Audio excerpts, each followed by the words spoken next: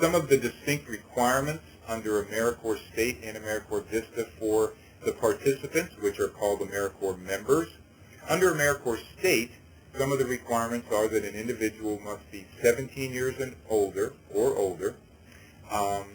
reside in the state of Virginia as a U.S. citizen, a national or lawful permanent resident alien. AmeriCorps State members, as we've mentioned, can serve either full-time positions, which is 1,700 hours over a 10 to 12 month period, or there are various part-time options also available, all the way down to a very minimal 300 hours over the course of a year. AmeriCorps State members must have a high school diploma or a GED, or, and it's not mentioned on the slide, they must agree to make a concerted effort, a good faith effort during their term of service to indeed acquire a high school diploma or a GED. Under the AmeriCorps Vista side, you'll notice that AmeriCorps Vista members must be 18 years or older, and they must be a U.S. citizen, national or lawful permanent resident alien. Under Vista, they must commit to a full-time term of service. There are no part-time service terms under Vista, and they cannot have any other type of employment. Along with that, AmeriCorps Vista members are not permitted to attend school except under certain limited exceptions. Some of the benefits directly to the AmeriCorps members are that they receive valuable training and experience during their term of service. They develop an ethic of service and civic engagement and receive training to that end.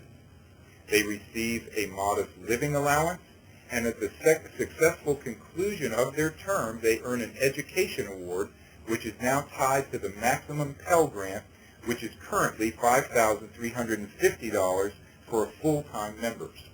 In some cases, health insurance and child care are provided to AmeriCorps members as well. AmeriCorps Vista also receives valuable training experience. They receive a living allowance, and all Vista members do receive health coverage in the Vista Health Plan. Vista members also are made available optional life insurance and child care, and even some relocation assistance.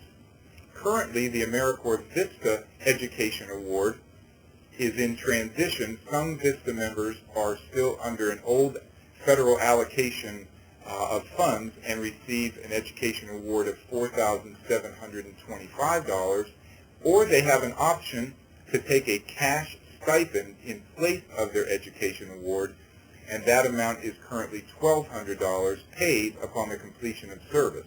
You'll notice in very small letters there that these will increase once the fiscal year 2010 appropriations are made secure through federal legislation. You'll also notice that Vista members, when they complete their term of service, become non-competitive eligibility for federal jobs for 1 year after their completion of their term, which is certainly a benefit if an individual wants to go on to become a federal employee. Some of the benefits to the local community for having AmeriCorps State or AmeriCorps Vista members serving is that you receive committed individuals to address compelling unmet needs directly in your community. Members become role models in the communities in which they serve, and they can be recruited directly from that local community and receive the benefits of AmeriCorps service, living allowance, education award, and the other benefits that we described earlier. You also have the benefit of the development of participative citizens that have knowledgeable about their community and the problems it faces, and more likely to choose public service careers once they've completed their term of service.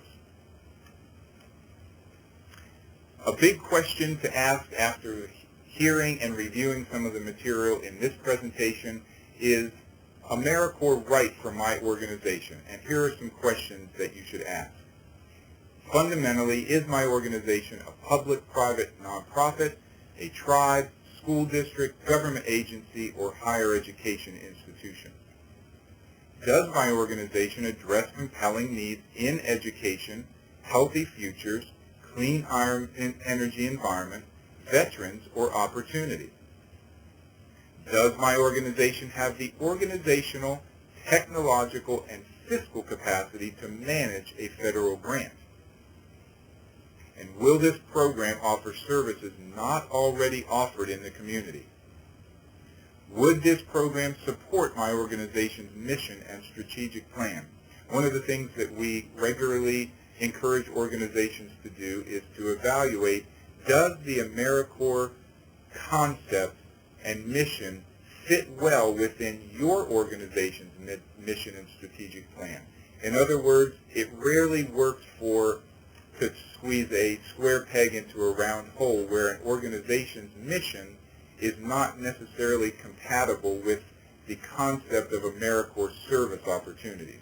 So that's an important thing to consider in moving forward and evaluating whether AmeriCorps is right for your organization at this time. More questions to ask if you're considering moving forward to apply as an AmeriCorps state program. Are you seeking funds for a program that would recruit 5 or more full-time members or the equivalent? And what we mean by that is 5 full-time members, that is the minimum amount that you may apply for under an AmeriCorps state grant at this time. Also, another question that you would want to ask is, do you have the resources to manage a program for 30 to 60 days before receiving reimbursement? The AmeriCorps state program is a cost reimbursable grant, which means you expend your costs, you have your activities and costs associated with those activities on a monthly basis, and then you will submit an invoice or report that results in reimbursement, which sometimes takes up to 30 to 60 days before that's received by your organization. So it's important to ask the question, do you have the resources to manage the program while waiting for the reimbursement to come? A few important dates that you'll want to take note of related to the AmeriCorps state application process. We issue an RFP, or a request for proposals, each year in January. This upcoming year, the date for release is January the 11th, and we encourage you to watch for that release on our website, which is vaservice.org, and the contact information will be at the end of this presentation. This year we're asking for an intent to apply to be submitted, so that we can then turn around and provide training for all interested applicants in e-grants, which will take place on February the 10th. And then 1 month later is the deadline, Thursday, March 11th, to submit proposals to our office via an electronic application system called e-grants. Then sometime in April, notification will be made to tentatively awarded applicants that were successful during the review process. A brief overview of the AmeriCorps VISTA application process. They begin with concept papers, which are received by the Corporation for National and Community Service State Office on an ongoing or rolling basis. Their distribution of MSY, which stands for Member Service Year, begins at the start of the fiscal year, October, or with the approval of the federal budget. And if resources are not available at the time an organization submits an application, then organizations will be placed on a waiting list so that they're not lost in the shuffle. That's a brief overview of the VISTA process and the AmeriCorps state process, and of course we'd encourage you to contact our respective offices to find out more details about the two application processes, depending on whether you're interested in AmeriCorps state or AmeriCorps VISTA. With that, that ends the presentation on the overview of AmeriCorps. You'll notice on this slide that there is contact information for both the Corporation for National and Community Service Virginia State Office on the left side of the slide, and for our office, the Virginia Office on Volunteerism and Community Service, on the right side. Please feel free to contact either one or both of these offices to get additional information about AmeriCorps State and AmeriCorps VISTA, or about the specific application process that you may be interested in.